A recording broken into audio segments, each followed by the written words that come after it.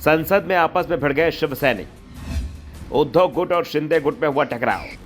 पुराने शिव सैनिकों ने भी दिखाए तेवर। संसद में मोदी सरकार के खिलाफ अविश्वास प्रस्ताव पर चर्चा हो रही है और चर्चा में आज शिवसेना के दोनों गुट के साथ ही पुराने नेताओं ने भी हिस्सा लिया।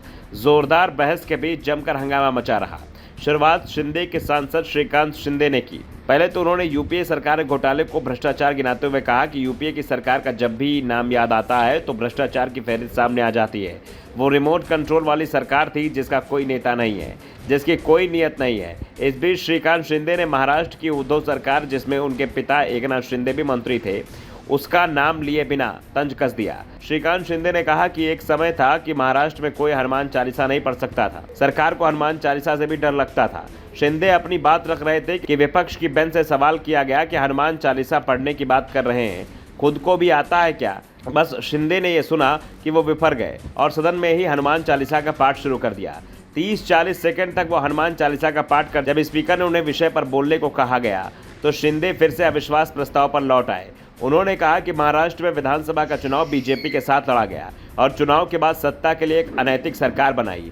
सीएम बनने के लिए शरद पवार से मिल गए, जिस कांग्रेस से बाला साहब जिंदगी भर लड़े। किसी भी शिव सैनिक ने नहीं सोचा था कि कांग्रेस के साथ शिवसेना का गठबंधन होगा। सही मायनों में लोगों के साथ गद्दारी करने का काम किया गया। श्रीकांत शिंदे ने अविश्वास प्रस्ताव के दौरान चुन चुनकर उद्धव ठाकरे पर निशाना साधा तो जवाब देने की बारी जब उद्धव गुट की आई तो अरविंद सावंत ने हिसाब बराबर कर दिया।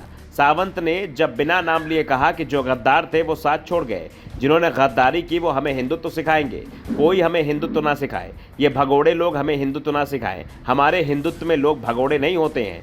सावंत ने नाम भले ही ना लिया हो, लेकिन इशारा सीधे सीधे एकनाथ शिंदे की ओर था, जिसके चलते शिंदे गुट के सांसदों ने इसका विरोध किया। लेकिन सावंत यही नहीं रुके, उन्होंने इसके बाद पीएम मोदी के सहारे अजीत पवार को घेर लिया, लेकिन अजीत का नाम फिर भी नहीं लिया।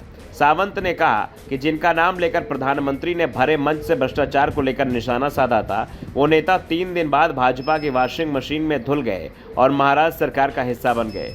वे लोग जिन पर खुद प्रधानमंत्री निशाना साध रहे थे, वे ही कुछ दिनों बाद महाराष्ट्र सरकार में मंत्री थे। सावंत ने भाषण खत्म किया तो बीजेपी सांसद और पूर्व शिव सैनिक नारायण राणे ने उन्हें करारा जवाब दिया।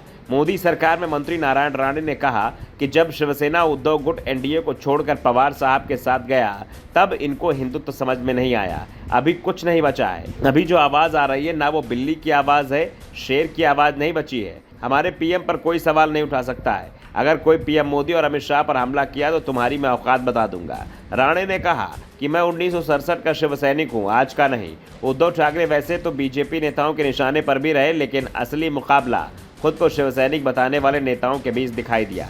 उनके बीच की तीखी नोकझोंक सदन में पूरे दिन चलती रही। अविश्वास प्रस्ताव पर 9 और 10 अगस्त को भी चर्चा होगी और इस दौरान भी शिव सैनिकों के बीच टकराव दिखाई दे सकता है।